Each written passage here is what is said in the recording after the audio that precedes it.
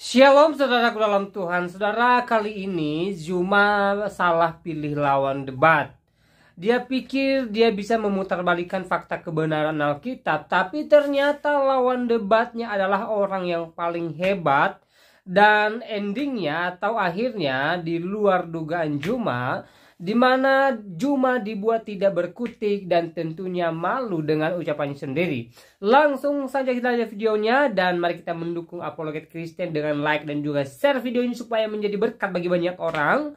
Dan setelahnya kita berkomentar di kolom komentar. Mari kita mulai, tekan tombol like sekarang juga dan mari kita lihat videonya. Bismillahirrahmanirrahim. Saya mulai, Pak, ya. Ya, silakan. Ya. Assalamualaikum warahmatullahi wabarakatuh dan selamat malam untuk teman-teman sekalian. Puji syukur kita panjatkan kehadirat Allah yang Maha Tinggi, Maha Suci, Maha Kekal. Karena pada malam hari ini kita dipertemukan di dalam satu room di Zoom teman-teman kita dari pihak Kristen untuk kemudian mengadakan dialog, yang diharapkan dialog ini bisa melahirkan sebuah pengajaran dari dua agama. Saya hanya ingin mengatakan begini, Bapak. Tolong nanti diluruskan kalau ada keliru dari apa yang saya akan ungkapkan ini. Saya melihat dari teman-teman Kristen terhadap kami apologet Islam ini selalu dikatakan bahwa kami selalu menyerang Kristen. Ini harus diluruskan, Pak. Kami umat Islam itu, apologet Islam itu tidak pernah menyerang Kristen. Yang ada Kristen yang menyerang akidah kami. Kenapa saya mengatakan begitu? Coba Anda lihat di dalam iman Anda, Yesus itu dikatakan di dalam bahasa original teks kitab Yunani itu begini. En arche en hologos kai hologos en proston theon kai theos en hologos. Jadi di situ tidak ada kata Allah. Kalaupun misalnya saudara Kristen ingin mengatakan, oh di Al-Muqaddas itu kitabnya orang Kristen Arab ada kata Allah. Tunggu dulu. Memang dikatakan di Yohanes 1 nomor 1. Fil adbat, ya, padahal kan al-kalimat en Allah wakan al-kalimatullah. Itu memang ada kata Allah. Ya, Pak, ya, tolong di-mute dulu. Jadi, ya, kalau kita kembali kepada original teks, di kitab Anda tidak ada kata Allah. Itu. Bahasa Allah itu hanya ada di terjemahan bahasa Arab dan kita sekarang di Indonesia. Ya. Anda, tunggu Pak, sabar. Anda yang menyerang kami Islam, mengatakan Allah punya anak. Yesus anak Allah. Kalau sahabat Kristen mengatakan Yesus anak Theos, ya, Theos punya anak, kami umat Islam akan memandang Anda sama seperti Hindu dan Buddha. Nggak ada debat, nggak ada dialog. Jadi kami nggak menyerang. Kami hanya mempertahankan akidah kami yang senantiasa kata Allah itu diambil untuk mendudukkan manusia Yesus menjadi Tuhan. Fala tuti'il kafirina wajahiduhum bihi jihadan kabira. Kami harus melawan, Pak. Kami harus berjuang meluruskan akidah kami yang dibengkokkan oleh Kristen. Jadi kami tidak menyerang Kristen. Ya, silakan Anda tanggapi. Andalah yang menyerang kami, membawa nama Allah, kemudian Anda dudukkan memiliki anak, menjadi manusia. Ya, Pak, nanti kalau terus-terusan ya lebih dari 5 menit ini. Saya tangkapi aja lah, ya. Ya, silakan, Pak, silakan. Ini sebetulnya sudah semacam debat kecil-kecilan, tapi sayangnya topiknya berbeda, ya. Ya, sekedar untuk meluruskan bahwa kami tidak menyerang, gitu loh, Pak. Ya, kasih waktu saya sekarang tangkapi. Jadi, kalau mau, nanti Ustadz Zuma, ini sebelum saya menanggapi yang masalah Kristen menyerang Islam, ya. Bukan, Bapak menuduh kami nyerang Islam, nyerang Kristen. Saya lihat. Sorry, ya, betul. Yang sebelum masalah harus diluruskan itu yang ada agama Anda nyerang kami gitu loh, Pak. Ya, sebelum saya menanggapi masalah itu, ya, saya perlu menjelaskan istilah Allah itu, ya. Anda memahami orang Kristen menggunakan istilah Allah dari kacamata Islam Anda, maka nanti tidak nyambung. Dari terus Bapak ambil kata Allah dari mana, Pak? Ada dari bahasa Aramaik itu ada. Di mana itu, Pak, Aramaik? Ada itu, kitab Anda menggunakan dari bahasa istilah Yunani. Elohim, dari istilah Eloah itu ada akar katanya Allah itu. Itu ada. Jadi gini, rumpun bahasa Semitik itu, bahasa Ibrani, Aramaik sama Arab itu satu rumpun sehingga ada mirip-mirip. Itu yang pertama. Yang kedua yang lebih penting yang Anda tidak paham, Kristen ini terjemahan, ya. Itu prinsipnya terjemahan dan kontekstualisasi. Maka seluruh nama-nama Allah di dalam Alkitab bagi iman Kristen itu bisa kontekstualisasikan, itu bisa diterjemahkan ke dalam bahasa apa saja. Seperti itu. Makanya nama-nama Allah dalam Perjanjian Lama bisa diterjemahkan dalam istilah-istilah Yunani, Theos, Kurios, dan lain sebagainya. Lalu ketika sampai di Indonesia, yang konteksnya Indonesia ini, yang memang Islam Arab masuk lebih dahulu, lalu maka lain kata Allah itu bisa diperdebatkan itu, ya. Lalu waktu masuk ke Indonesia, dianggap itu hanya orang Islam yang pakai, padahal akar kata Elohim dan Eloah itu ada istilah Allah itu dalam Aramaik itu. Tapi gini, saya tidak mau perpanjang ini, kita stop saja di sini karena topik kita bukan masalah itu malam ini, ya. Lalu yang dikatakan Kristen menuduh Islam menyerang Kristen. Bukan menuduh Islam menyerang Kristen. Memang keyakinan Kristen itu adalah Yesus adalah Allah. Istilah Allah dalam pengertian Kristen, bukan dalam pengertian Allahnya Islam. No, Anda keliru kalau menyamakan itu. Ya, tapi harusnya Anda menghargai kami. Sebentar dulu, saya jelaskan dulu. Jadi saya menghargai. Kan teos bisa di Indonesia Pak, sebentar Pak, saya kira sudah cukup. Kita udah lewat nih. Ya Pak ya, jangan lagi bilang kami menyerang Pak ya. Ya gini aja, kita atur waktu untuk boleh ketika nama Allah orang Kristen pakai. Nggak ada cerita orang Kristen pakai nama Allah, nggak ada. Cukup jangan Pak, biasakan Pak, jangan biasakan. Teos Pak, teos. Itu aja. Sudah. Saya pikir sudah cukup ya. Nanti ini sudah debat lagi, nanti bisa panjang lagi. Waktu kita udah habis nih. Udah lewat nih waktunya. Baik Pak Abik, kita mulai saja. Perdebatan kecilnya kita cukupkan. Kita mulai. Silakan Pak B memandu acara kita. Silakan Pak. Oke. Udah di live ya Pak MM. Oke. Baik. Selamat malam teman-teman sekalian. Saat ini kita berada di komunitas Pak Reform. Pak Albert. Ya. Belum live Pak. Jadi ditunggu dulu. Live dulu Pak. Ya, live dulu. Sebentar ya. Sebentar, saya tunggu ini saya dulu. Staff saya. Ivan. Ini kan diketawain orang-orang Pak Zuma ini. Di mute dulu Pak ini. Pak Almanzo. Semua di mute dulu. Tolong peserta.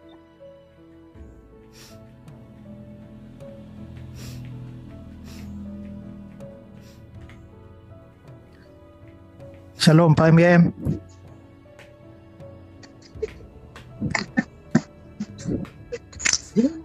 Ya maaf Pak, habis dari kamar mandi. Gimana?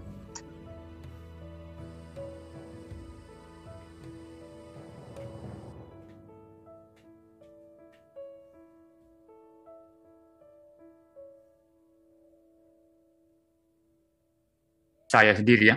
Pak Albert. Ya Pak. Ini saya live, nanti saya kasih kode aja baru mulai ya. Ya, cepat, boleh. Pan.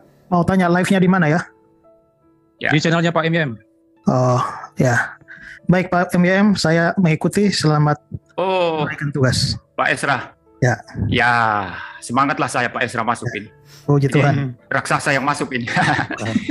Ya, baik ya Pak. Kita live ya. Sudah Pak ya? Belum sebentar. Oke.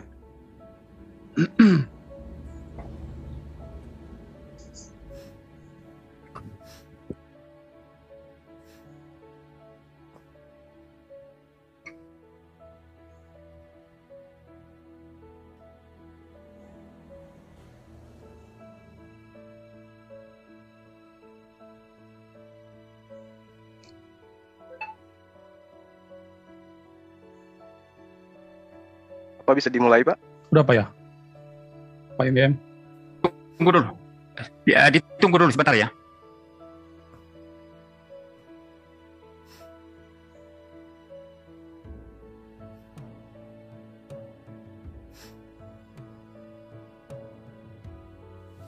Ya, sudah Pak Albert. Oke, saya mulai ya. Ya, baik. Selamat malam teman-teman sekalian. Saat ini kita berada di komunitas Reform Bible Study dalam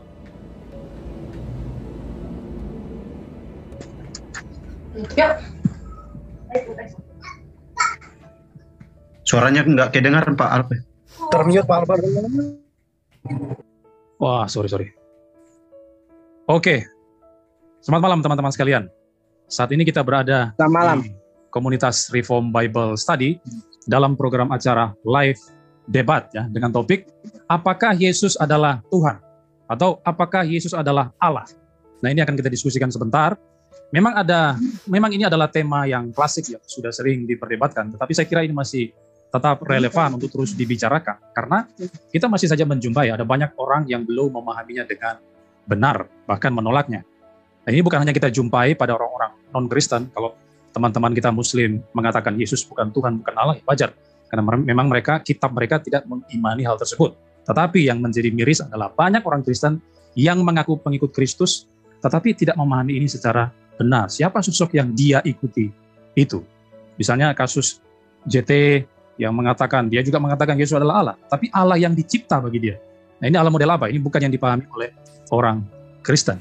Jadi kita tidak seharusnya mengatakan bahwa ini debat yang karena sudah sering terjadi, maka ini membosankan, sesuatu yang tidak perlu dilakukan. Saya kira tidak bisa seperti itu. Karena debat dengan topik ini bukan hanya bertujuan untuk mengingatkan kita kembali tentang doktrin esensial yang harus kita pegang teguh sebagai orang Kristen, tapi yang kedua juga bermanfaat untuk mengajar non-Kristen atau jemaat awam yang belum memahami itu sebagai sarana PI dan sebagainya.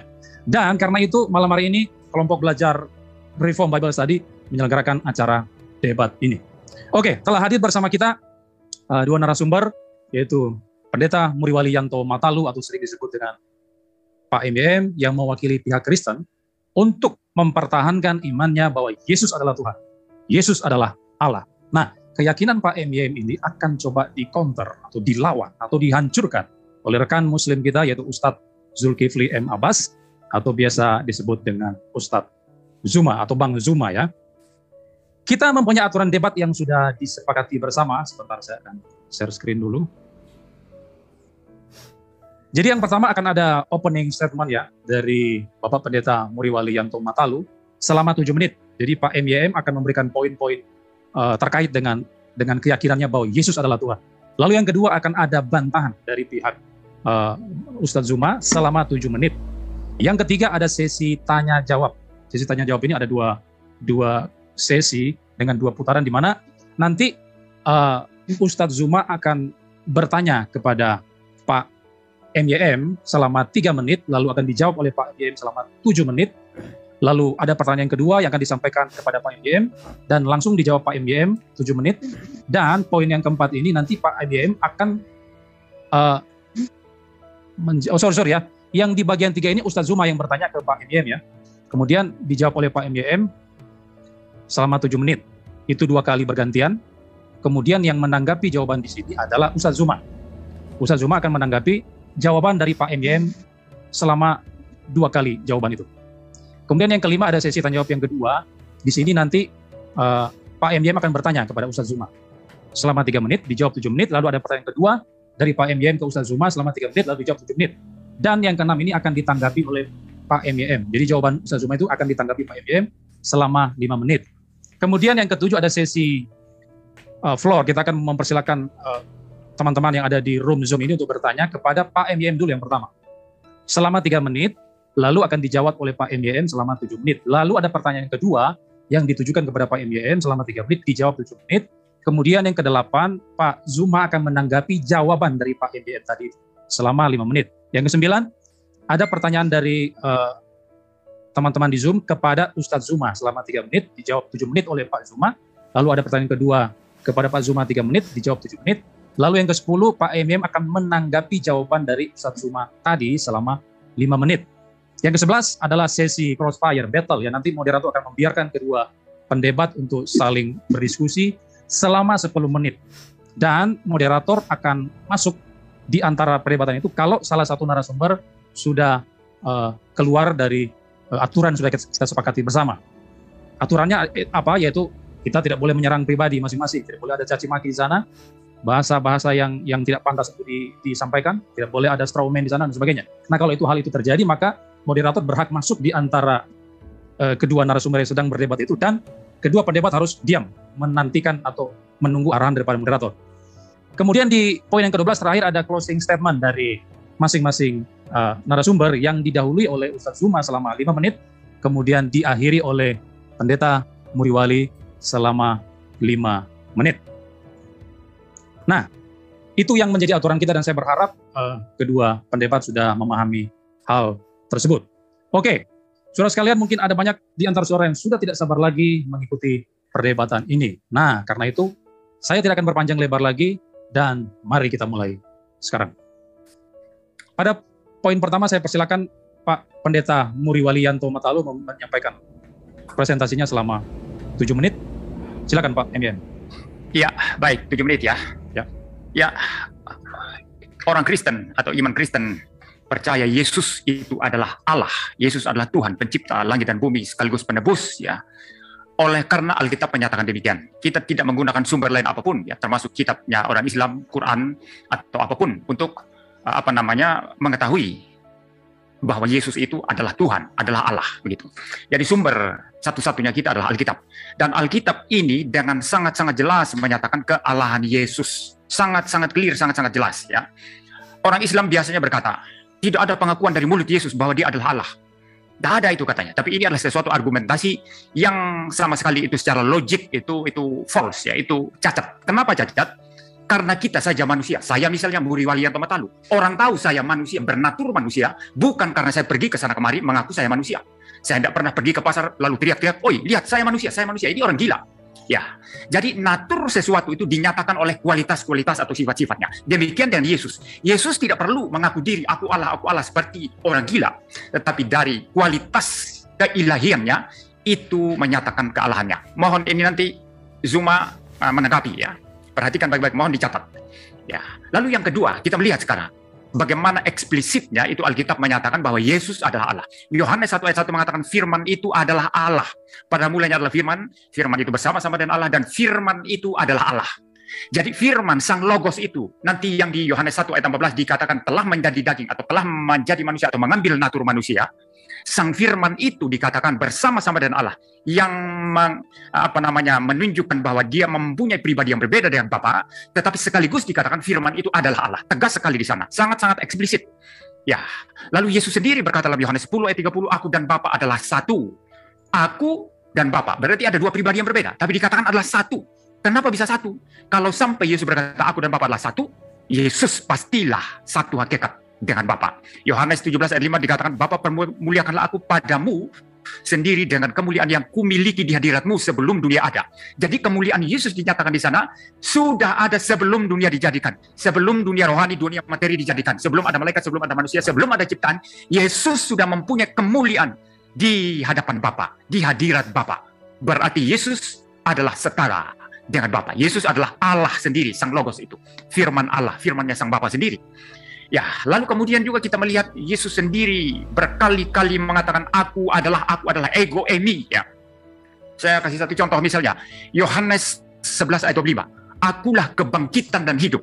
Itu diungkapkan oleh Yesus sebelum membangkitkan Lazarus. Ya, akulah kebangkitan dan hidup. Siapa yang bisa membangkitkan orang mati? Siapa hidup itu sendiri? Pemberi hidup, yang mempunyai hidup.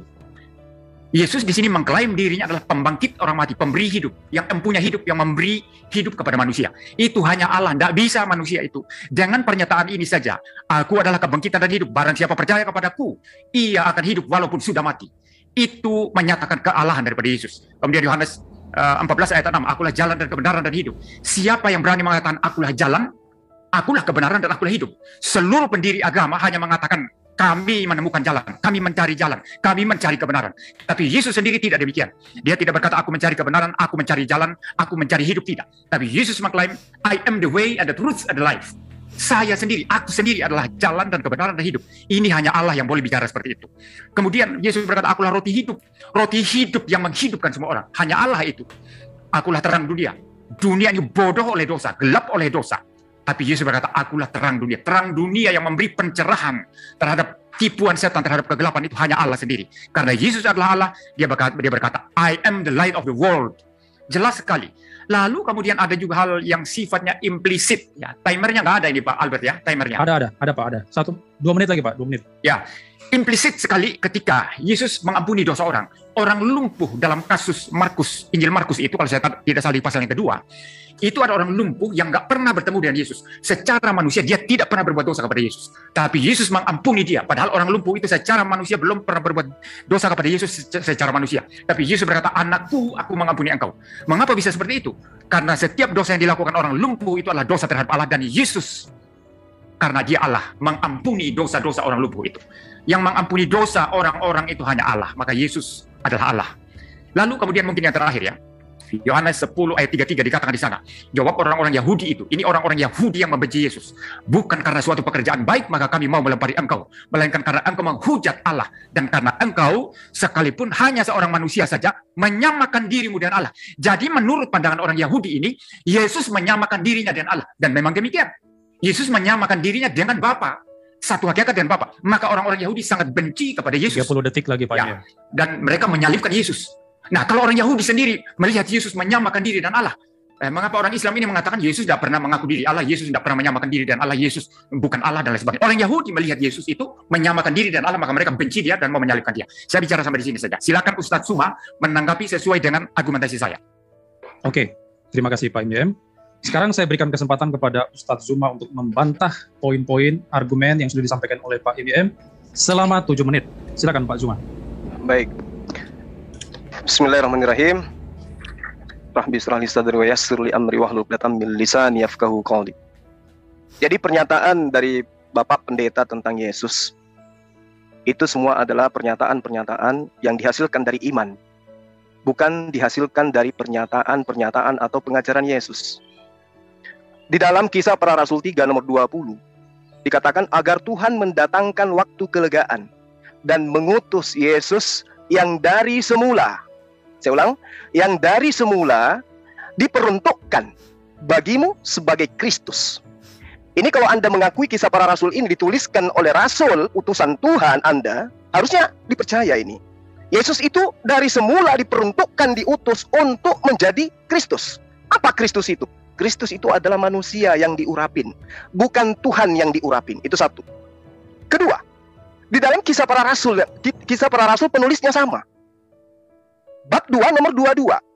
Seruannya jelas. Hai orang-orang Israel. Orang Israel harus dengar dong. Ini adalah seruan. Dengarlah perkataan ini. Harus dengar dong. Jangan membantah. Yang aku maksudkan adalah Yesus dari Nazaret. Seorang yang telah ditentukan Allah. Lagi-lagi Yesus adalah manusia yang ditentukan, yang dinyatakan kepadamu dengan kekuatan-kekuatan. Jadi kalau tadi ada yang mengatakan mengampuni, ada yang mengatakan menghidupkan, dan apapun seaprek kelihatan yang nampak oleh Yesus, ternyata di dalam kitab Anda sendiri mengatakan, dengarlah hai orang Israel, yang aku maksudkan adalah Yesus, seorang yang telah ditentukan oleh Allah dan yang dinyatakan kepadamu dengan kekuatan-kekuatan dan mujizat-mujizat dan tanda-tanda yang dilakukan oleh Allah dengan perantaraan Yesus di tengah-tengah kamu seperti yang kamu tahu. Pantasan orang Israel sampai hari ini tidak menuhankan Yesus, karena dia tahu kekuatan yang dilakukan oleh Yesus, mujizat yang dilakukan Yesus, tanda-tanda yang dilakukan oleh Yesus ternyata hanya sebagai perantara apa yang kemudian Allah ingin perlihatkan kepada Bani Israel. Ini kesaksian Lukas, penulis Kisah Para Rasul. Bagaimana dengan kesaksian Yesus? Coba kita lihat. Apa kesaksian Yesus menurut Yesus itu sendiri? Jadi jangan menurut pendeta, jangan menurut gereja, jangan menurut siapapun, tapi menurut Yesus. Sekarang baca Bible, Yohanes 5 nomor 36. Apa yang Yesus katakan di situ? Ada kesaksianku yang lebih penting. Ayo, lebih penting dari kesaksian seluruh pendeta di atas muka bumi ini. Ada kesaksianku yang lebih penting dari kesaksian Yohanes, kata Yesus. Apa itu? Bahwa semua pekerjaan yang aku lakukan adalah yang bersaksi tentang aku. Pekerjaan itulah yang bersaksi tentang aku, bahwa engkaulah yang telah mengutus aku. Poinnya apa? Ada dua. Pekerjaan, mujizat, membangkitkan, menghidupkan, atau kalau perlu membuat matahari menjadi 5, matahari terbit dari selatan atau timur oleh Yesus. Ternyata kesemua itu hanya bersaksi bahwa dia adalah utusan Tuhan. Utusan Tuhan atau duta Tuhan, ia hanya alat. Jadi kehebat apapun Yesus di mata Anda, tapi Yesus ternyata mempersaksikan dirinya bahwa aku hanyalah utusan Tuhan. Ya Pak Zuma, ini poin-poin Pak MYM saya kira Anda belum sanggah. Beberapa teks yang diberikan Pak MYM, tapi Anda lari menggunakan teks-teks yang lain. Kalau bisa tanggapi poin-poin dari Pak MYM. Bapak tadi membuktikan manusia Yesus adalah Tuhan, saya buktikan Yesus bukan Tuhan. Apa salah? Anda takut dengan dalil kitab Anda sendiri? Anda tanggapi poin-poin saya tadi, ada 3 poin. Itu Anda tanggapi secara direct itu. Poin Anda mendoktrin Yesus itu Tuhan. Saya mewakili Yesus mengatakan dirinya bukan Tuhan. Apa salah? Bukan masalahnya. Interupsi, moderator, interupsi. Gak bisa Anda ngatur saya. Ini jawaban saya loh. Ngatur saya. Anda harus langsung menjawab. Gak bisa, Pak. Gak bisa. Ini dialog, Pak. Ini. Nah, mungkin biarkan penonton saja yang menilai Pak Albert, biar Ustadz Zuma lanjut dan waktunya juga. Temanya apakah Yesus Tuhan? Silakan Anda buktikan Yesus itu Tuhan. Saya buktikan Yesus bukan Tuhan. Sebentar. Kenapa kok larinya kayak begini? Kayak ada tapi rasa Bapak takut harus menanggapi poin-poin yang disampaikan oleh Pak MYM tadi. Saya sudah menanggapi dengan membuktikan dalil bahwa Yesus bukan Tuhan. Kurang apa lagi? Enggak, misalnya tadi Pak MYM gunakan Yohanes 1 ayat 1. Nah, Anda tanggapi itu. Menurut Pak MYM, Yohanes 1 ayat 1 membuktikan Yesus adalah Allah. Nah, silakan Anda bantah itu. Oke, baik. Yesus adalah Allah berdasarkan Yohanes 1 nomor 1. Nah, jangan-jangan maaf kalau saya harus menjadi guru di sini. Saya ngajarin menurut kitabnya Yahudi bagaimana proses firman itu turun ke atas muka bumi. Bukan melalui vagina, bukan melalui rahim. Ingat, Yeremia 30 nomor 1 nomor 2. Firman yang datang dari Tuhan kepada Yeremia bunyinya, beginilah firman Tuhan, Allah Israel, tuliskanlah segala perkataan yang telah kupirmankan kepadamu itu dalam sebuah kitab. Itu firman. Lalu bagaimana dengan Yesus? Apakah dia firman? Bukan. Lalu Yesus itu apa? Dia adalah penerima firman. Mana buktinya? Yohanes 17:8. Segala firman yang engkau berikan kepadaku telah aku sampaikan kepada mereka. Yohanes 12:49. Aku tidak berkata-kata dari diriku sendiri. Apa yang aku katakan adalah apa yang diperintahkan oleh Tuhan untuk aku katakan dan aku sampaikan. Yesus firman? No. Yesus adalah penerima firman dan penyampai firman. Mau apa lagi? Ini prosesnya. Proses firman turun ke bumi itu melalui malaikat dilantunkan kepada para utusan-utusan menyampaikan kepada pengikutnya. Aku tidak berkata-kata dari diriku sendiri. Katanya firman. Firman itu adalah kalam Allah. Kalam Allah bebas mengatakan apapun seperti di dalam Yesaya 55 nomor 11. Firman Allah itu begitu. Bebas dia mau berkata apapun, itu yang terjadi. Yesus, aku tidak berkata-kata dari diriku sendiri. Oke, pahami itu. Silakan. Interupsi Pak Moderator, ini izin saran. Nah, ya, lucu dialognya ini. Pak Moderator masuk, mohon waktunya di pause begitu. Oke, siap. Ya, terima kasih. Siap. Oke.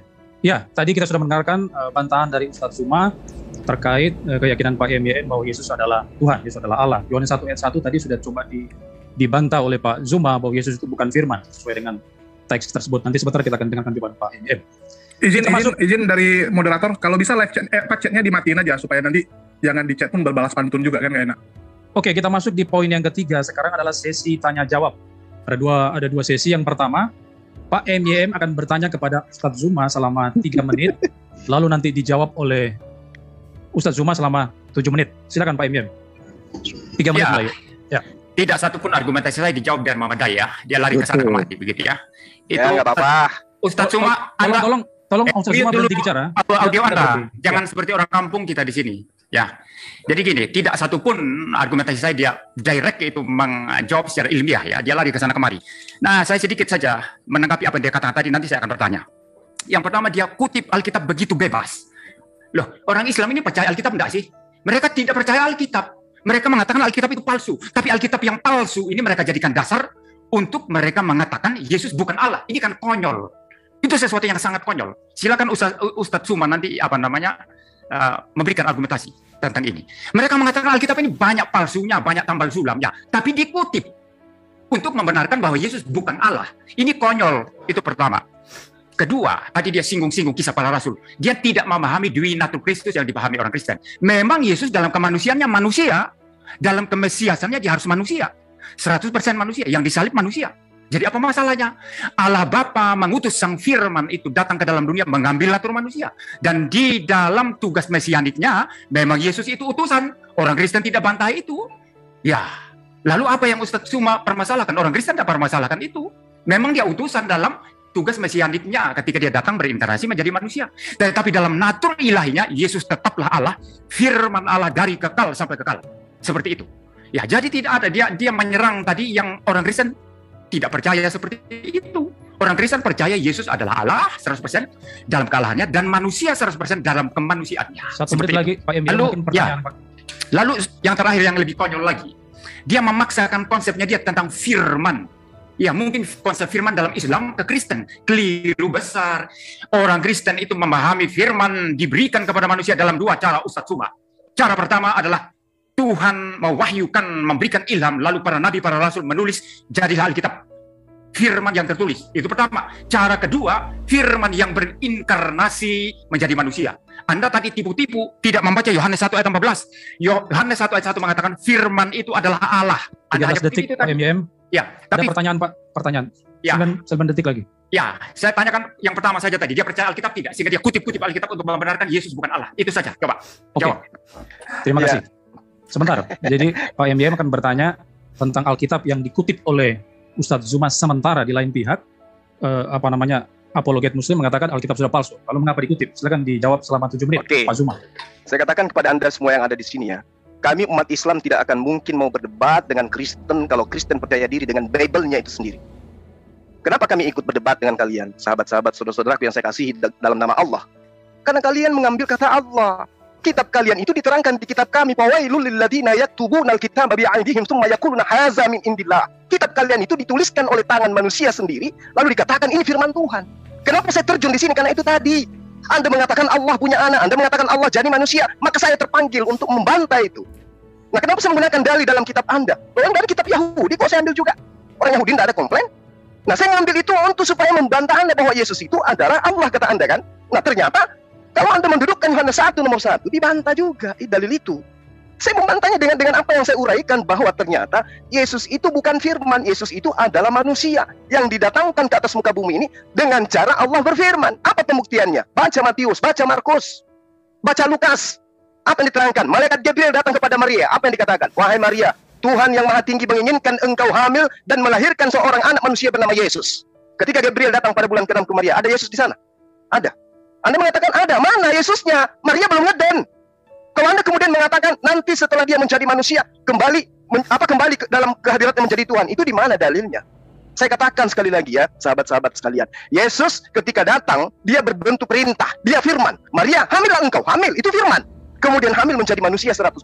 Ketika terangkat ke langit, tolong dong percaya kepada penulis kitab Anda di Pulau Patmos. Apa yang dia lihat? Wahyu 5 nomor 6. Yesus dalam rupa firman atau Yesus dalam rupa binatang? Mohon maaf, ini kitab. Saya menghargai kitab Anda. Wahyu 5 nomor 6. Aku melihat apa yang dilihat oleh penulis kitab Anda. Ya, seekor anak domba seperti sudah disembeli, bertanduk 7 dan bermata 7. Siapa dia? Yesus. Katanya Yesus pada mulanya firman.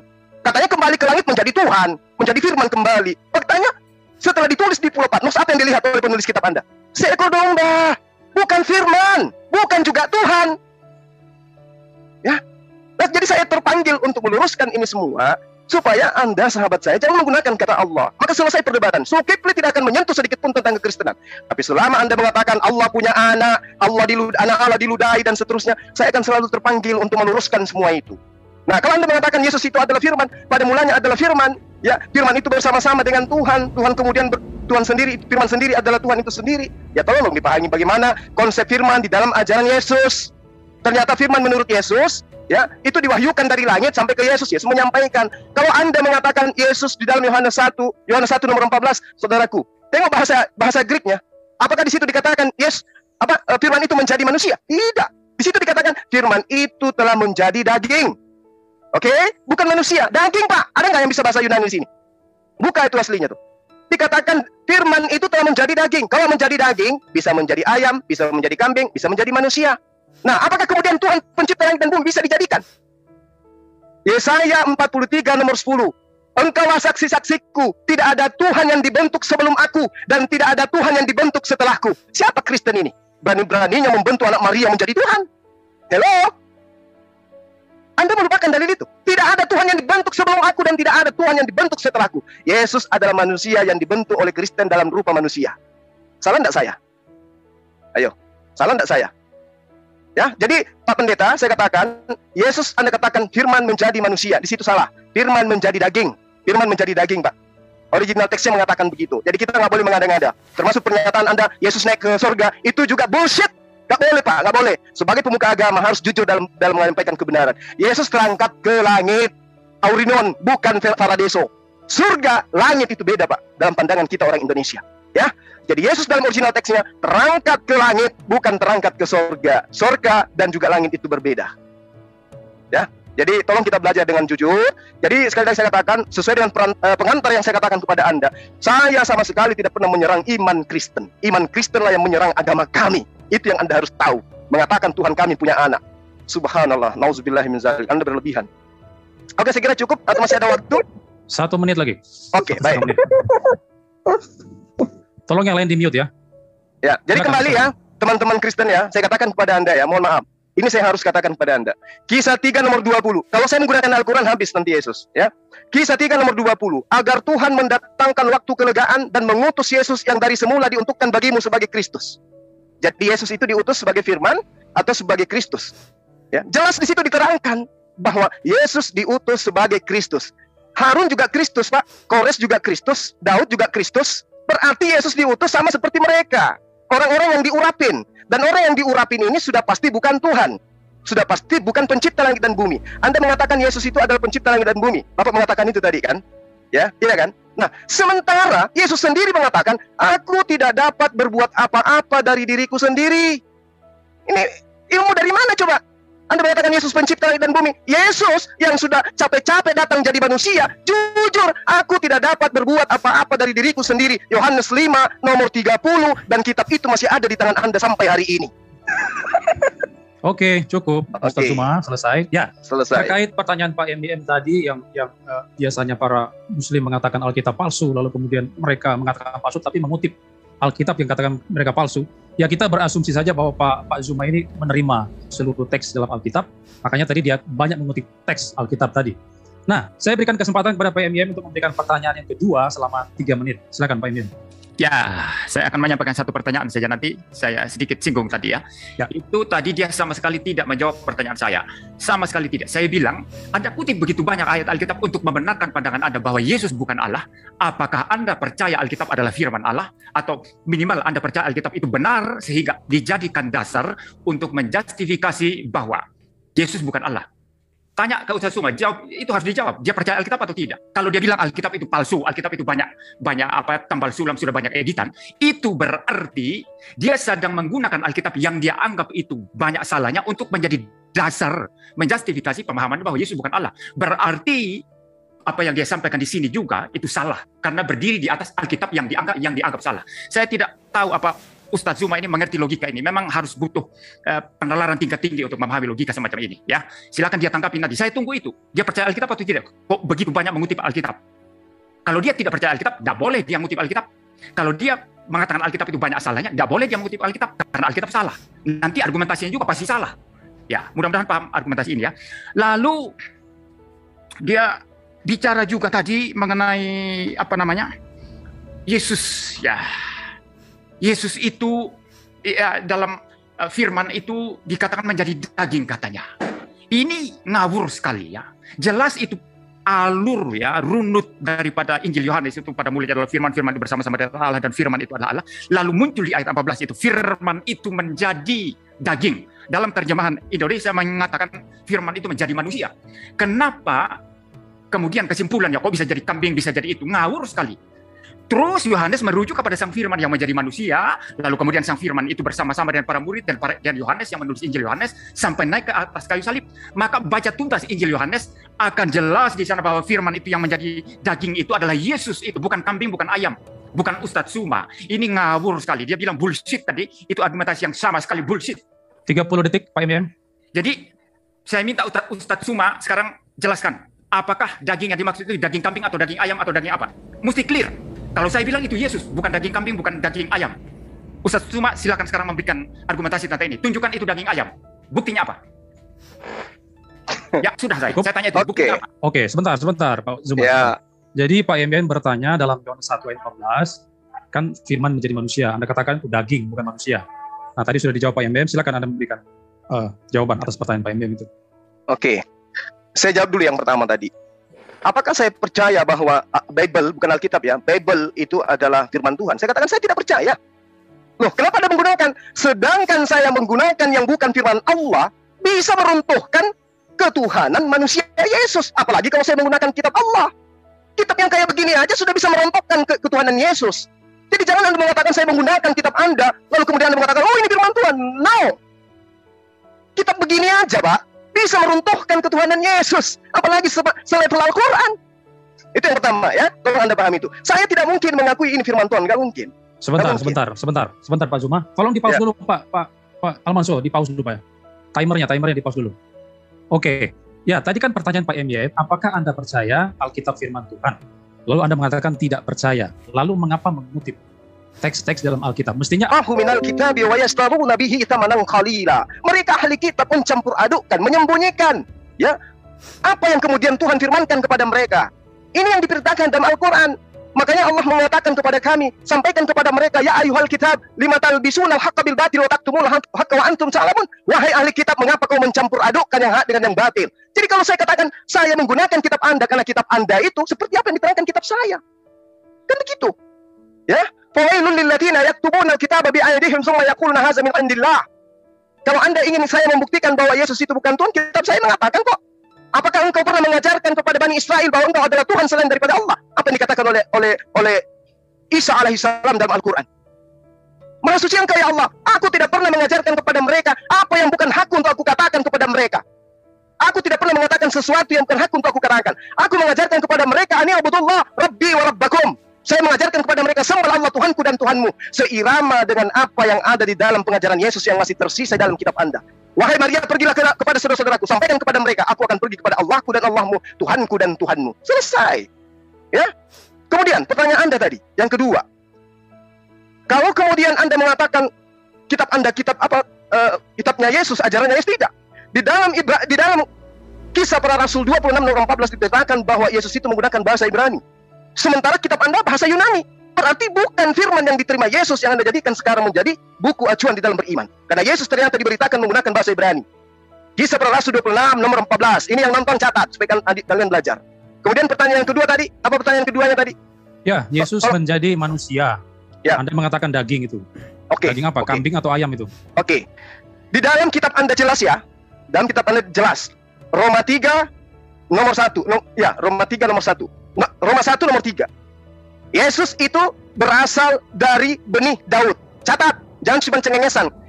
Yesus berasal dari benih Daud. Benih dalam bahasa Yunani artinya sperma. Yesus berasal dari sperma Daud. Oke kawan? Itu satu. Nah, kalau dikatakan firman itu telah menjadi manusia, baca Matius 4 nomor 4. Manusia tidak hidup hanya dari roti, tapi setiap firman yang keluar dari mulut Allah.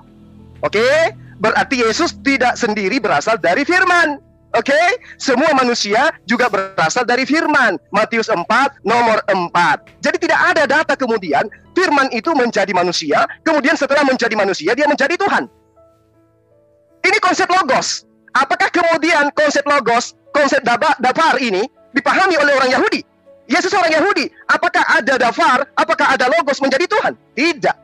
Dafar itu adalah penyampaian, perantara antara pencipta langit dan bumi ya dengan manusia. Dia adalah nabi, dia adalah utusan. Itulah logos. Logos itu bukan Tuhan. Logos itu perantara. Logos itu firman, perkataan Tuhan. Bukan Tuhan itu sendiri. Apakah Yesus perkataan? Bukan. Dia adalah manusia. Apa buktinya? Lihat aja dia manusia. Lihat silsilahnya. Dia manusia. Apakah Tuhan bersilsilah? Apakah Tuhan berkembang biak? Hanya ada di dalam ajaran paganisme Tuhan berkembang biak, Tuhan bersilsilah. Itu yang kedua. Yang ketiga, ketika saudara-saudara mengatakan firman itu telah menjadi manusia, berarti yang awalnya adalah firman. Apa firman yang awalnya? Perkataan. Perkataan menjadi manusia. Perkataan menjadi matahari. Perkataan menjadi bulan. Perkataan menjadi alam semesta. Matahari pada mulanya apa? Firman.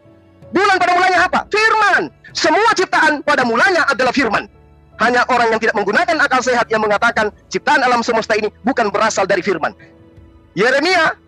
Mazmur 33 nomor 9 jelas mengatakan ketika Tuhan hendak menjadikan sesuatu, maka Tuhan hanya berfirman. Yesaya 55 nomor 11.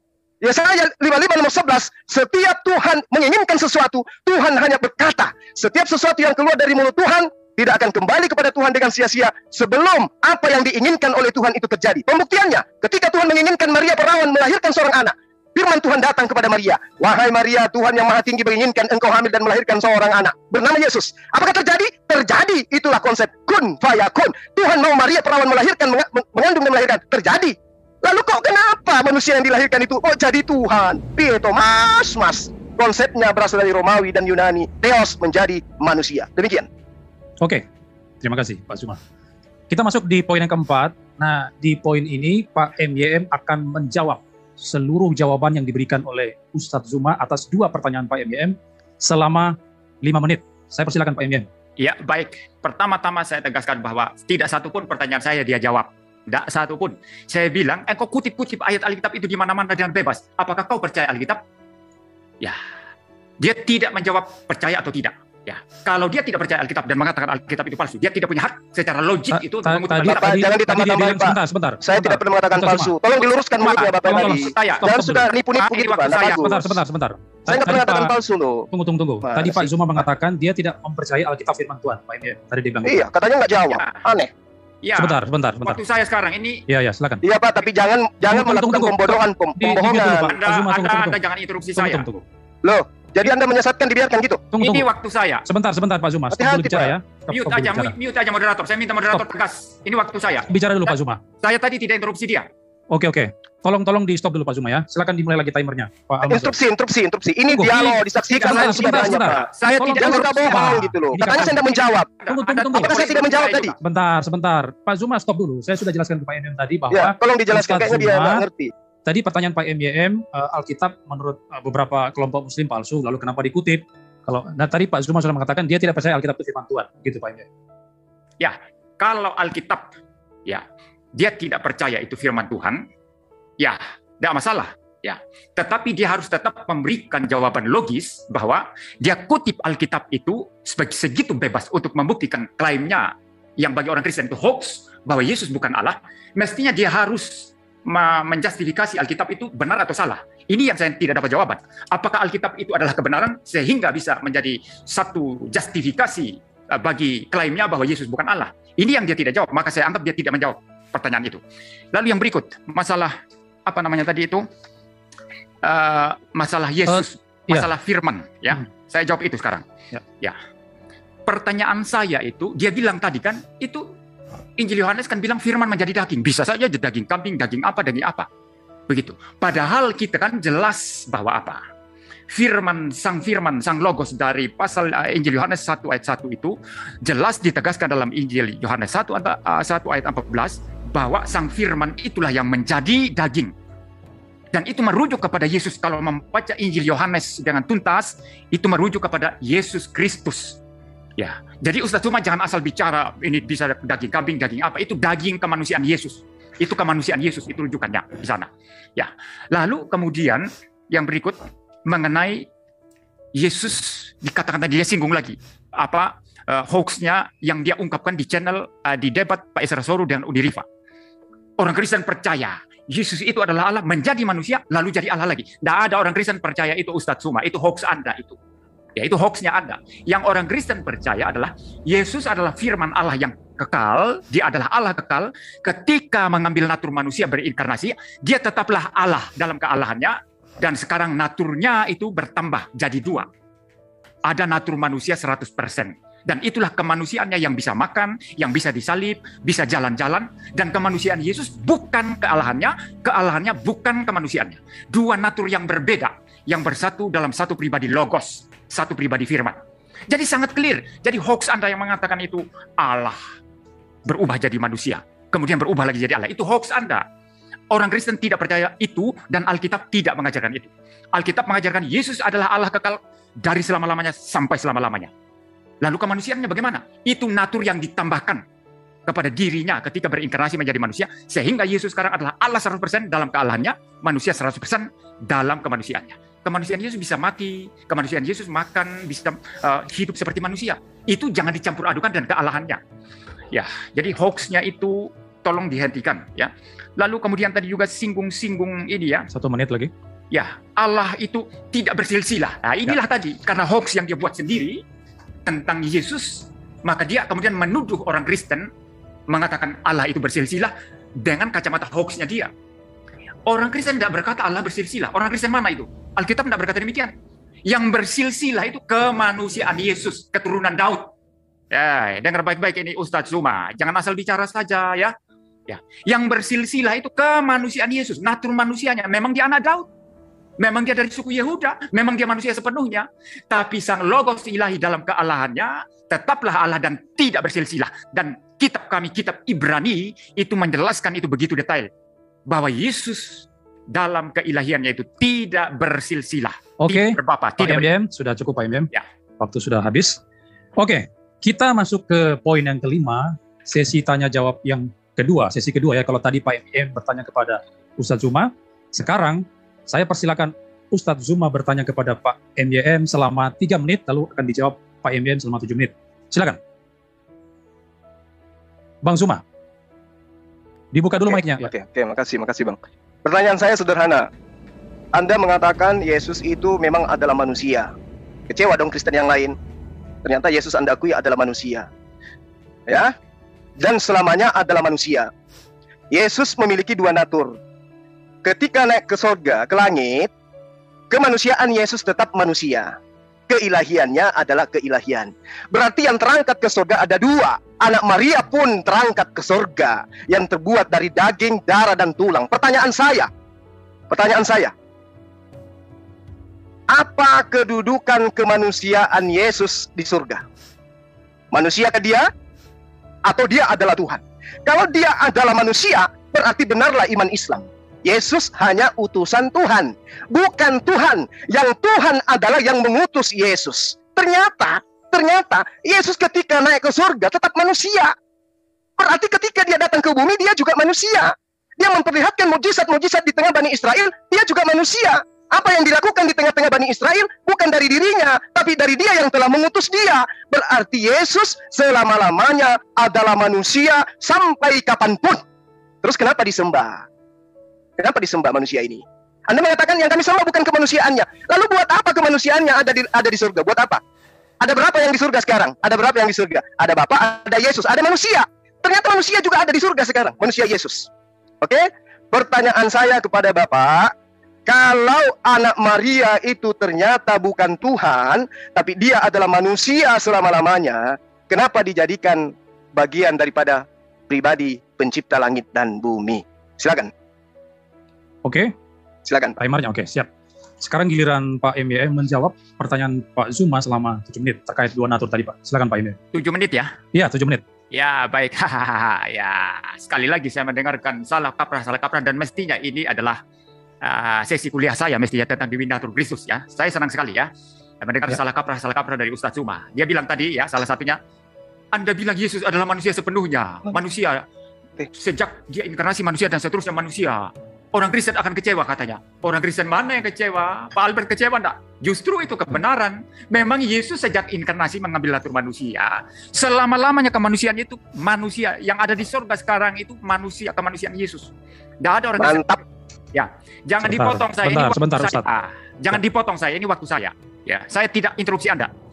Ya, jadi tidak ada orang Kristen kecewa. Yang kecewa itu adalah bidat-bidat itu yang mencampur adukan antara kealahan dan kemanusiaan Yesus. Ini pertama. Kedua, sekarang mengenai tadi dikatakan kemanusiaan Yesus ada di surga. Kemanusiaan Yesus terangkat ke surga. Memang itu benar. Yang terangkat ke surga itu bukan kealahan Yesus. Karena kalau yang namanya Allah itu ada di mana-mana, memenuhi segala sesuatu. Yesus ada di mana-mana dalam kealahannya, maha hadir, maha kuasa, pencipta segala sesuatu. Maka yang naik ke surga itu, yang terangkat ke surga itu adalah kemanusiaan Yesus. Tetapi yang Ustadz Zuma tidak paham apa-apa tentang Dewi Natur Kristus adalah apa? Kesatuan daripada apa? Natur ilahinya dan natur manusianya. Itu ada persatuan yang sedemikian rupa.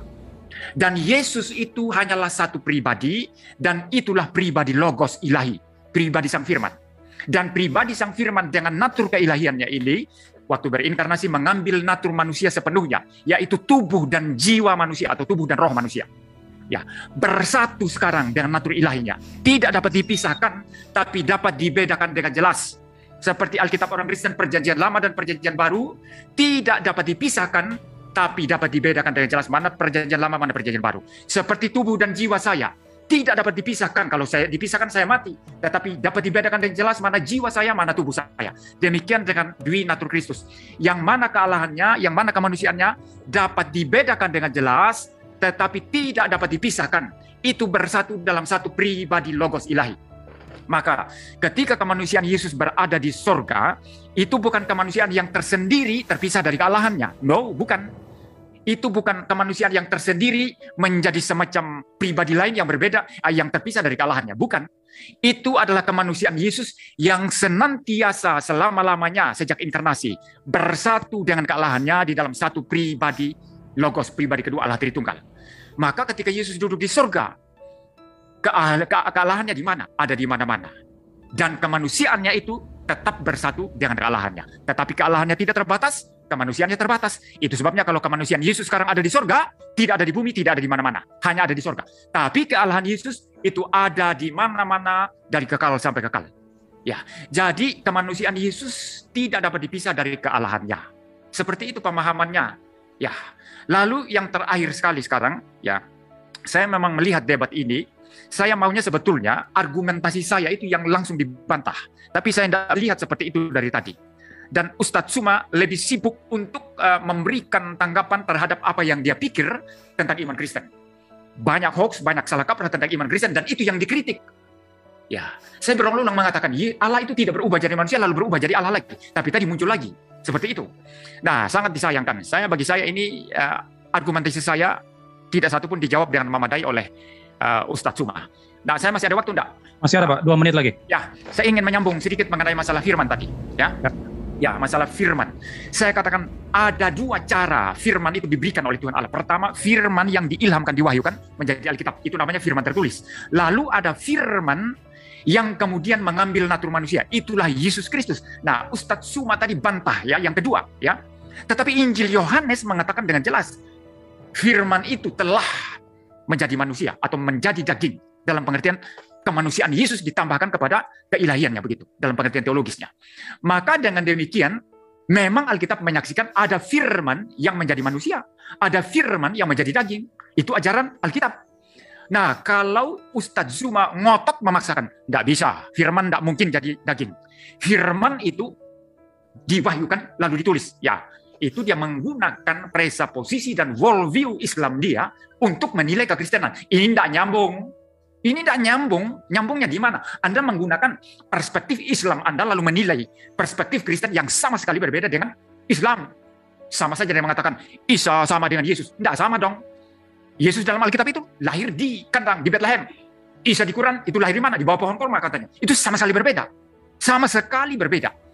Jadi orang-orang Islam seperti Ustaz Suma ini menggunakan perspektif Islam mereka yang sama sekali berbeda dengan perspektif Kristen, lalu menilai iman Kristen. Ini sangat-sangat disayangkan.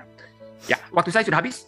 23 detik lagi, Pak. Ya, jadi ini bagi saya sangat-sangat disayangkan. Dan ini yang terjadi hari ini. Tidak satupun argumentasi saya langsung direct dia memberikan counter atau memberikan itu tanggapan-tanggapan. Ya, saya kira itu, Pak Albert. Oke, terima kasih, Pak MYM. Ya, saya persilakan Pak Zuma untuk memberikan pertanyaan yang kedua kepada Pak MYM selama 3 menit. Setelah itu akan dijawab kembali, Pak MYM. Silakan. Baik. Jadi pertanyaan saya tidak dijawab ya, cuma curhat. Anda mengatakan natur Yesus ada 2. Ilahi, manusia. Dua-duanya kekal. Ilahinya kekal, manusianya kekal. Artinya Tuhan Anda adalah roh ilahi dan juga Tuhan Anda adalah manusia. Karena manusianya Yesus kekal. Ya, manusia menjadi satu dengan Tuhan yang ada di surga. Anda tidak mau pisahkan kemanusiaan Yesus. Secara tidak langsung Anda mengatakan Anda menuhankan manusia anak Maria.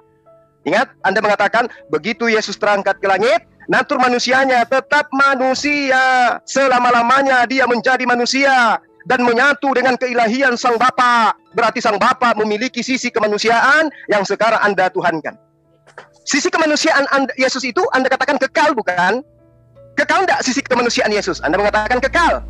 Apakah dia menyatu dengan Tuhan Anda? Menyatu. Berarti Tuhan Anda memiliki sisi kemanusiaan. Sayang sekali Bapak nggak bisa membawa dalil. Sebenarnya konsep ini adalah konsep yang ditawarkan oleh Paulus di dalam jemaat Roma. Roma 14 nomor 9. Sebab untuk itulah Yesus telah mati dan hidup kembali supaya Yesus menjadi Tuhan. Baik atas orang-orang mati maupun atas orang-orang hidup. Jadi Yesus itu dijadikan menjadi Tuhan. Jadi Anda harus mengakui Yesus yang manusia itu memang kekal. Sebagai manusia memang harus kekal dia, karena dia adalah manusia yang dijadikan menjadi Tuhan. Berarti Yesus ini dengan kata lain dilantik menjadi Tuhan berdasarkan Roma 14 nomor 9. Kemudian Kisah Para Rasul 2 nomor 36. Seluruh kaum Israel harus tahu dengan pasti bahwa Allah telah membuat, telah menjadikan, telah menciptakan Yesus yang kamu salibkan itu menjadi Tuhan. Ini dalil Pak ya, saya ajarin Pak ya. Bapak katanya dosen, saya ajarin Pak. Jadi yang Bapak katakan Yesus menjadi manusia kekal di surga, itu ada dalil pendukungnya Pak. Bahwa Yesus yang manusia itu telah dijadikan menjadi Tuhan. Kisah Para Rasul 2 nomor 36, Roma 14 nomor 9. Anak Maria telah dijadikan menjadi Tuhan, dan Anda mengatakan Yesus ketika di surga tetap menjadi manusia selama-lamanya kekal. Pertanyaan saya, apakah betul Anda menuhankan manusia yang memiliki sisi keilahian dan juga memiliki sisi kemanusiaan? Tolong jawab dengan jujur. Anda menyembah manusia bukan? Yang Anda katakan punya sisi keilahian? Silakan. Oke. Cukup ya Pak. Ya, saya persilakan Pak MYM untuk menjawab. Ya, sekali lagi. 7 menit. Ya, sekali lagi Ustadz Zuma ini buat dagelan ya, buat lucu-lucuan begitu ya. Ada apa-apa kita lucu-lucuan di sini ya. Sama sekali dia mencoba untuk mengira-ngira apa yang saya sampaikan, tetapi salah semua. Saya tidak bilang kemanusiaan Yesus kekal. Tadi saya sudah clear sekali kealahan Yesus itu kekal, maha hadir, kemanusiaannya terbatas, tidak kekal, diciptakan. Itu jelas itu. Penipu. Jangan. Tolong. Sorry. Saya pikir saya di-mute. Tolong Sorry. Ya. Kamu diam dulu. Sabar. Ya, enggak apa-apa dia pakai kata kasar, Pak Albert. Saya maunya dia diam kalau saya bicara. Saya akan menghormati dia kalau dia bicara. Sorry, Pak. Saya pikir saya di-mute. Sorry, Pak. Masalahnya Anda mengatakan Yesus kekal tadi. Gimana sih? Mute saja. Tolong harus di-mute ya. Stop. Ya, silakan Pak IMM. Ya, jadi dia ini pembohong besar ini orang ini. Ya, saya katakan dia pembohong besar karena dia memelintir kata-kata saya. Jelas nanti, Pak. Anda mengatakan Yesus manusia yang kekal. Gimana? Pak Zuma diam dulu, Pak. Kamu Ustaz diam dulu. Diam. Oke. Yang lain diam tuh. Kenapa masih ngomong yang lain nih? Aduh. Ya, diam dulu. Biar saya jawab dulu. Saya enggak takut Anda, Ustaz. Ya, kalau saya ke Makassar kita ketemu di masjid, kita debat di situ. Oke. Yang takut sama Anda siapa rupanya? Ya. Saya di Medan ini. Tunggu. Ya, makanya saya bicara. Oh, masalah takut gimana? Ya. Tunggu. Jangan nggak usah pakai macam-macam gitu, Pak. Lebay kali. Ya. Silakan Pak IMM. Silakan dijawab. Yuk dulu mic-nya, Pak. Timer saya harus harus adil. Timer saya harus adil. Iya. Ya, jadi gini, dia ini bohong ini. Ya, saya jelas sekali tadi kealahan Yesus itu kekal, kemanusiaannya tidak kekal, kemanusiaannya terbatas. Kalau terbatas itu pasti tidak kekal. Yang saya maksud itu tadi, sejak inkarnasi, kemanusiaan Yesus itu ditambahkan kepada kealahannya, dan kemanusiaannya itu ada seterusnya, tidak hilang. Kemanusiaannya ada seterusnya, tapi itu tidak berarti kekal. Kenapa tidak kekal? Karena ada awalnya. Awalnya kapan? Pada saat inkarnasi. Jadi kemanusiaan Yesus itu adanya dalam waktu. Ada waktunya dia tidak ada kemanusiaannya, dan waktu inkarnasi baru dia eksis. Nah, itu artinya tidak kekal. Yang saya katakan tadi itu kemanusiaannya bersatu dengan kealahannya, ya kemanusiaannya ada selama-lamanya sejak inkarnasi, tetapi itu bukan kekal dalam pengertian tidak berawal, tidak berakhir. Nah, ini memang Ustaz Zuma tidak ngerti teologi Kristen, tidak ngerti apa-apa, hanya mau serang saja begitu kan. Ya, lalu yang berikut sekarang. Dia bilang tadi, kemanusiaan kekal, itu saya sudah jawab ya. Kemanusiaan Sang Bapa. Ini dia kacau lagi di sini. Pak Albert dengar tadi ya, dia bilang kemanusiaan Bapa. Saya tidak bilang kemanusiaan Bapa. Ini lucu-lucuan betul debat ini. Ya, dia tidak memperhatikan argumentasi saya, tapi dia bermain-main dengan semua pikiran dia di kepala dia tentang Kristen yang salah semua, yang hoax semua. Lalu menjawab saya. Ini salah besar. Harusnya dia mendengarkan argumentasi saya dan dia bantah itu. Nah, sekarang dikatakan kemanusiaan Sang Bapa. Tidak ada orang Kristen, tidak ada Alkitab mengajarkan Bapa itu mempunyai kemanusiaan. Yang mempunyai kemanusiaan itu Sang Firman. Maka Ustadz Zuma harus belajar lagi tentang pemahaman Kristen tentang Allah Tritunggal. Allah Bapa berbeda dari Allah Anak, yaitu Yesus Kristus. Berbeda secara pribadi dengan Allah Roh Kudus pribadi ketiga. Tiga pribadi yang berbeda, tapi satu hakikatnya, satu naturnya, yaitu natur keilahian. Ketiganya sehakikat sederajat. Maka yang mengambil natur manusia itu bukan Bapa, bukan Roh Kudus, tapi Sang Logos, yaitu pribadi kedua Allah Tritunggal. Maka ketika Anda mengatakan tadi, Bapa punya kemanusiaan, Anda sekali lagi bikin hoax dan salah paham apa yang saya sampaikan di sini, dan Anda pelintir seperti itu. Dan ini betul-betul sangat disayangkan di dalam debat yang harusnya ilmiah seperti itu. Kita sudah simak apa yang dibahas oleh Apologet Kristen dengan Zuma di video tadi. Mereka membahas tentang ayat Alkitab. Mereka membicarakan keaslian daripada Alkitab. Apakah Alkitab sungguh firman Tuhan atau bukan? Dan juga mereka membicarakan tentang Yesus Kristus. Apakah Yesus Kristus benar-benar Tuhan atau bukan? Nah, saudara dalam Tuhan, banyak poin yang boleh mereka sampaikan di video tadi. Tentunya memberkati kita. Ya, terkhusus apa yang dijelaskan oleh Apologet Kristen tentang Alkitab dan tentang Yesus Kristus, ya. Pertama, kalau belajar tentang Yesus atau kalau mau mengerti tentang siapa Yesus, maka dasar kita adalah Alkitab, bukan kitab yang lain. Itu hal yang pertama. Karena hanya Alkitab yang menjelaskan tentang Yesus Kristus, dan Alkitab yang menjelaskan bahwa Yesus adalah Tuhan dan juru selamat dalam setiap kehidupan orang percaya. Jadi saudaraku dalam Tuhan, ya, Alkitab adalah dasar iman kekristenan. Ya, setiap orang Kristen wajib dan harus percaya bahwa Alkitab adalah firman Tuhan. Alkitab adalah wahyu Tuhan melalui hamba-hamba Tuhan, yaitu para tokoh Alkitab. Nah, saudaraku dalam Tuhan, Zuma juga berusaha membuktikan kalau Alkitab itu ya sebenarnya bukan firman Tuhan dan Yesus bukan Tuhan. Dengan berbagai cara, dengan berbagai narasi atau dalil yang dia sampaikan, tetapi dia tidak berhasil membuktikan hal itu. Karena bagaimanapun apa yang dia sampaikan itu bukan kebenaran, tetapi berdasarkan asumsinya semata. Karena sebagaimana saya sampaikan di video-video saya sebelumnya bahwa Juma ini tidak punya pengertian yang benar tentang kekristenan. Dia tidak punya pengertian yang benar tentang Alkitab. Dia tidak bisa memahami Alkitab dengan baik. Dia tidak bisa mengerti Alkitab dengan baik. Dia tidak bisa menafsirkan Alkitab dengan baik karena dia tidak punya ilmu pengetahuan tentang hal itu.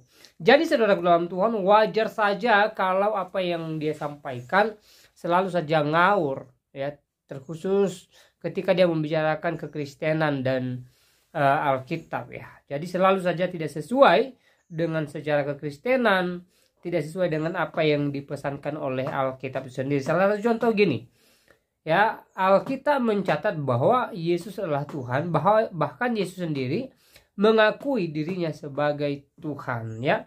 Dan kita juga bisa menemukan bahwa Yesus adalah Allah yang sejati yang telah datang ke dunia ini dari berbagai hal dalam kehidupannya selama dia ada di dunia ini. Salah satu contohnya, ya, dia sendiri mengatakan dia dan Bapa adalah satu, dia pemilik daripada sorga, dia melepaskan dosa orang berdosa, dan juga mujizat-mujizat yang dia lakukan membuktikan bahwa dia adalah Allah yang berkuasa. Bahkan mujizat terbesar selama dia di dunia ini adalah menghidupkan orang mati. Bayangkan saudara dalam Tuhan, orang sudah mati, bahkan sudah dikubur beberapa hari, lalu Yesus datang ke kuburnya dan memanggil orang itu keluar, dan akhirnya dia hidup dan dia keluar dari kubur, yaitu Lazarus. Nah saudara dalam Tuhan, ini sangat luar biasa, tetapi Juma tetap mengatakan bahwa Yesus bukan Tuhan. Yesus hanya manusia biasa, Yesus hanya seorang nabi. Nah saudara dalam Tuhan, sekali lagi, sekalipun Juma berusaha membuktikan Yesus bukan Tuhan, maka saya katakan bahwa dia tidak berhasil menunjukkan buktinya. Tetapi apa yang dia sampaikan dibantah oleh apologet Kristen di video tadi. Untuk itu, mari kita terus berdoa buat para apologet Kristen, termasuk apologet Kristen yang ada di video tadi, supaya mereka diberkati oleh Tuhan, melalui pelayanan mereka diberkati Tuhan. Banyak jiwa-jiwa yang kemudian percaya kepada Yesus Kristus, dan juga melalui pelayanan debat lintas agama mereka menjadi berkat, dan semakin banyak jiwa-jiwa yang mengenal bahwa Yesus adalah Tuhan dan Juru Selamat. Nah saudara Tuhan, selebihnya seperti apa tanggapan saudara, silahkan tulis di kolom komentar. Tuliskan tanggapan yang baik, yang positif, terutama tanggapan yang memuji memuliakan nama Tuhan, dan tanggapan atau komentar yang memberkati kita sekalian. Dan jangan lupa tekan tombol like dan juga share video ini supaya menjadi berkat bagi banyak orang.